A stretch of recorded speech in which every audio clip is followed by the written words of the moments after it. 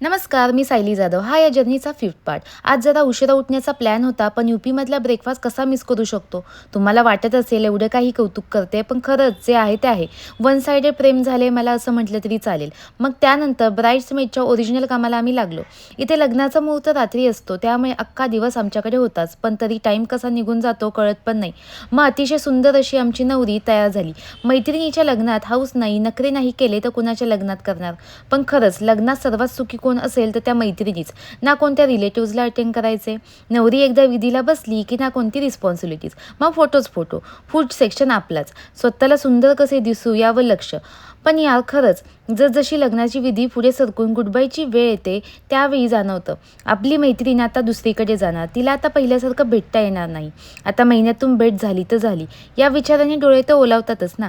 पण जर आपली मैत्रीण जर तिच्या संसारात खुश असेल, आनंदी असेल तर ते दुःख आनंदात कन्वर्ट होतंच. तर अशी होती अनघाच्या लग्नाची जर्नी. तुम्हाला कशी वाटली? आणि हो, आधीचे पार्ट पाहिले नसतील तर ते नक्की बघा. थँक्यू.